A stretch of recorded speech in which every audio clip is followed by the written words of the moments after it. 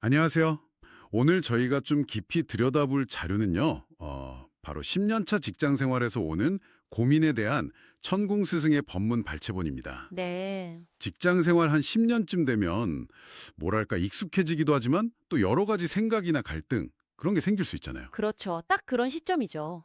근데 이 자료는 그 원인이나 해법에 대해서, 좀 독특한 관점을 제시하고 있더라고요. 네, 맞아요. 이게 그냥 뭐 직무 스킬이나 경력 관리 이런 차원의 이야기가 아니에요. 아, 그런 건 아니군요. 네, 사회생활 자체를 하나의 어떤 공부 과정으로 보는 거죠. 그리고 그 안에서 10년이란 시간이 대체 어떤 의미인지, 또 개인의 어떤 내적 성장이랑 외부 환경, 이게 어떻게 맞물려 돌아가는지 이런 걸 좀 깊이 있게 다루고 있습니다. 오, 상당히 근본적인 접근인데요. 그렇죠. 뭐랄까, 사회라는 큰 학교에서 우리가 어떻게 배우고 커나가야 하나, 약간 그런 안내서 같은 느낌? 사회가 학교다. 네.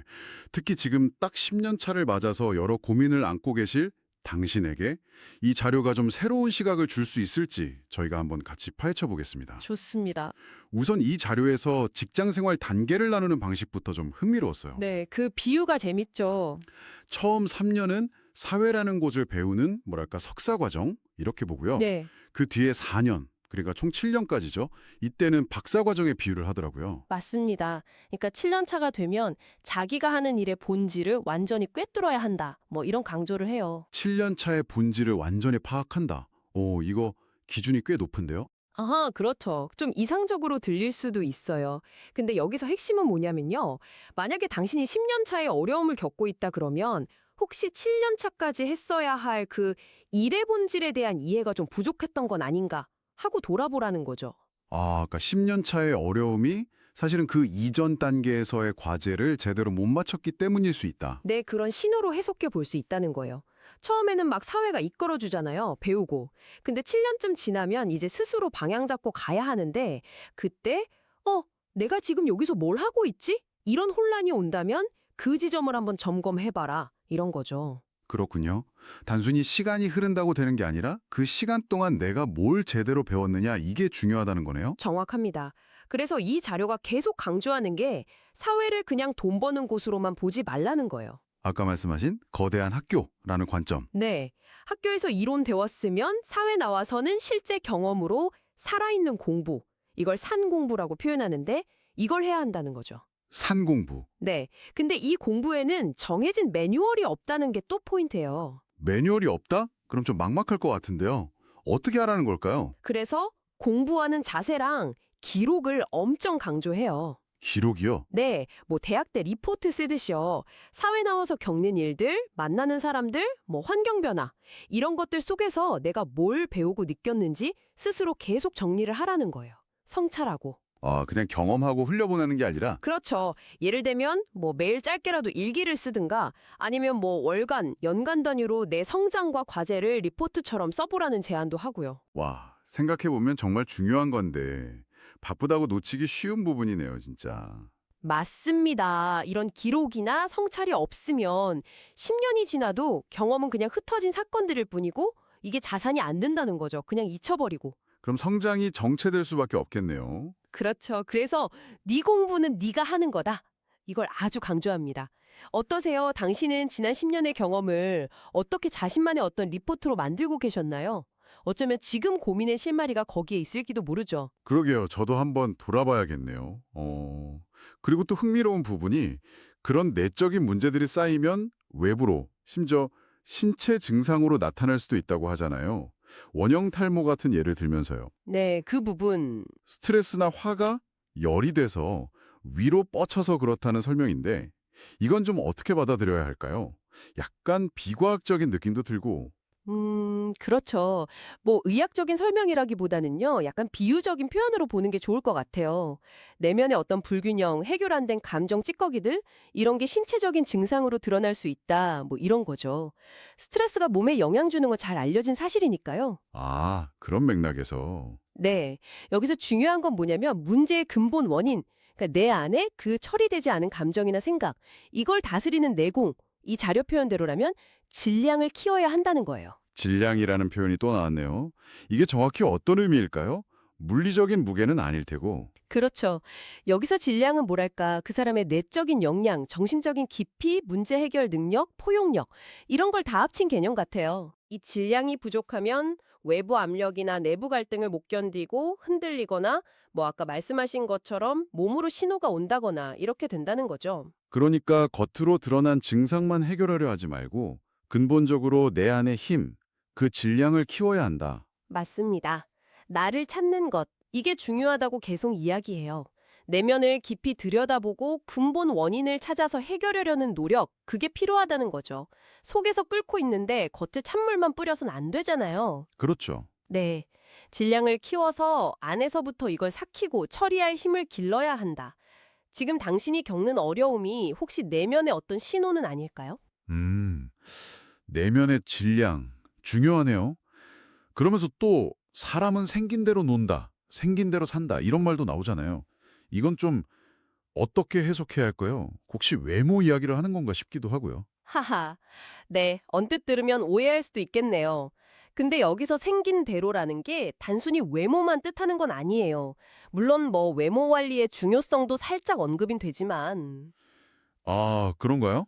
네, 핵심은 각자 타고난 고유한 기질, 자질, 재능, 그리고 아까 말한 그 질량, 여기에 맞는 역할과 삶의 방식을 찾아야 한다는 의미로 봐야 해요. 아하, 타고난 기질과 자질. 그렇죠.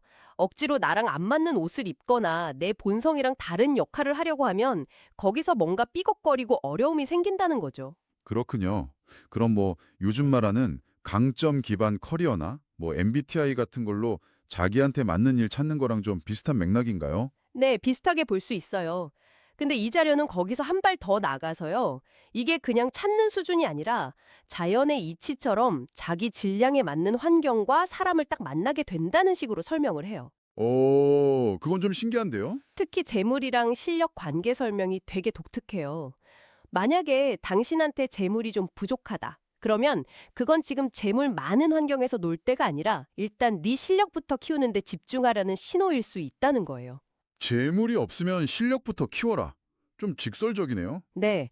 근데 그 논리가 뭐냐면 실력을 제대로 갖추면 그 실력이 필요한 그리고 그걸 활용할 수 있는 재물을 가진 사람이 자연스럽게 나타나서 당신을 돕거나 같이 하게 된다는 거죠. 아, 실력이 자석처럼 재물을 끌어당긴다. 뭐 이런 건가요? 약간 그런 비유예요. 반대로 만약 당신한테 재물이 이미 있다면 그건 당신이 모든 실력까지 다 갖추려고 막 애쓸 게 아니라 당신한테 부족한 실력을 가진 사람을 찾아서 그 재물을 써서 같이 뭔가 더 큰 걸 만들어라. 이런 의미라는 거죠. 아, 각자 역할이 있다는 거군요. 없는 걸 탓할 게 아니라 내가 가진 걸 바탕으로 뭘 해야 할지를 알아야 한다. 바로 그거죠. 그래서 중요한 건 자기 급, 그러니까 타고난 자질이랑 현재 수준을 냉정하게 알고 거기에 맞게 자기를 가꾸고 여기엔 외모 관리도 포함돼요. 자기 역할과 수준에 맞는 매무새, 그리고 실력을 키우는 데 집중하는 자세, 이게 중요하다는 겁니다. 재물 자체를 쫓는 게 아니라 내 질량을 높이는 데 집중하면 나머지는 따라온다. 네, 그게 이 자료의 핵심 주장 중 하나예요. 당신의 타고난 기질은 뭐라고 생각하세요? 지금 당신 역할은 그 기질과 잘 맞나요? 지금 당신한테 더 필요한 건 뭘까요? 재물을 쫓는 걸까요? 아니면 내면의 실력, 그 질량을 키우는 걸까요? 결국 모든 이야기가 나를 알고 내실을 다지는 것으로 돌아가는 느낌이네요. 그래서 이 자료가 10년 차의 어려움을 겪는 당신에게 주는 마지막 조언도 결국엔 네, 그렇죠. 비슷한 맥락이에요. 당장 눈앞에 문제 있잖아요. 뭐 상사랑 갈등이 있다거나 승진이 안 됐다거나 이직 고민이라거나 이런 거에 너무 빠져들지 말라는 거예요. 거기에 매몰되지 말고. 네. 그리고 뭐 남 밑에서 일하는 지금 상황에 좌절하기도 말고요. 좀 더 길게 보고 나 자신을 갖추는 공부에 집중하라는 조언을 합니다. 자신을 갖추는 공부? 네. 지금 자리에서 막 나 이만큼 잘해요 하고 억지로 증명하려고 애쓰거나 인정받으려고 힘주기보다는 오히려 힘을 좀 빼라는 거예요. 미래에 진짜 제대로 실력 발휘할 때를 위해서 내공을 쌓으라는 거죠. 힘을 빼고 내실을 다져라. 근데 당장 문제가 있는데 힘을 빼라는 게 좀 역설적으로 들리기도 해요. 약간 한가한 소리 아닌가 싶기도 하고. 그럴 수 있죠. 근데 힘을 빼라는 게 뭐 문제를 외면하거나 그냥 손 놓으라는 뜻은 아니에요. 그런 건 아니고요. 네. 조급함이나 불안함 때문에 억지로 막 상황을 뒤집으려고 하기보다는 일단 마음을 좀 편안하게, 이 자료 표현으로는 푸근하게 가지라는 거죠. 그리고 자기 내면을 깊이 들여다보라는 거예요. 마음을 푸근하게. 네. 그렇게 내면의 중심을 잡고 나를 찾고 내가 할 것을 하다 보면 자연스럽게 지혜가 생긴다는 거예요. 문제 해결할 지혜. 그리고 주변 환경도 나를 돕는 쪽으로 움직이기 시작한다. 이게 이 자료의 시각이에요. 오, 약간 물 흐르듯이 순리대로 풀린다 이런 느낌인가요? 맞아요. 그런 믿음이 좀 깔려 있는 것 같아요. 그래서 핵심은 결국 나를 찾는 것, 그리고 내가 지금 여기서 해야 할 공부, 즉 성장이죠. 이걸 하는 것. 당장 문제 해결에만 막 매달리기보다는 한 걸음 물러서서 근본적인 자기 성찰과 성장에 집중하는 게 오히려 돌파구가 될 수 있다. 이런 메시지군요. 네, 맞아요. 표면적인 증상 치료가 아니라 근본적인 체질 개선에 집중하자 뭐 이렇게 비유할 수도 있겠네요. 10년 차의 고민에 대해서 정말 근원적인 접근법을 제시하는 것 같습니다. 네. 단기적인 성과나 남들 인정에 너무 얽매이지 말고 오롯이 나 자신을 제대로 알고 갖추는 데 집중하는 시간이 필요하다. 이런 조언이죠. 오늘 저희는 춘공 스승의 법문 발췌본이라는 조금은 특별한 자료를 통해서 10년차 직장인이 겪는 고민에 대해 깊이 있는 관점들을 살펴봤습니다. 네. 직장을 단순히 돈 버는 것이 아니라 배움의 장으로 보는 태도, 또 경험들을 그냥 흘려보내지 않고 기록하고 성찰하면서 자산으로 만드는 것의 중요성, 그렇죠. 그리고 스트레스 같은 외부 현상이 사실은 내면 문제의 반영일 수 있다는 통찰, 또 무엇보다 자기 타고난 기질과 질량에 맞는 생긴 대로 사는 삶을 찾아야 한다는 메시지까지. 정말 여러 가지 생각해 볼 지점들이 많았습니다. 네, 맞습니다. 이 자료는 계속해서 너 자신을 제대로 알아라. 그리고 너에게 맞는 길을 가라고 계속 말하고 있거든요. 어쩌면 10년 차에 찾아오는 그 고민과 방황이라는 게 바로 이 지점에서 우리가 길을 좀 잃었거나 아니면 새로운 길을 찾아야 한다는 우리 안의 목소리일지도 모르겠어요. 그럴 수 있겠네요. 그래서 오늘 저희가 나눈 이야기들을 바탕으로 마지막으로 당신에게 이런 질문을 한번 던져보고 싶습니다. 당신에게 있어서 진정으로 생긴 대로 산다는 것, 이건 과연 무엇을 의미할까요? 지금의 직무나 당면한 고민 이런 걸 넘어서서요. 당신의 삶 전체에서 당신만이 가진 그 고유한 질량을 온전히 발휘하면서 살아간다는 것, 그건 과연 어떤 모습일지 한번 시간을 내서 깊이 생각해 보시면 어떨까 합니다.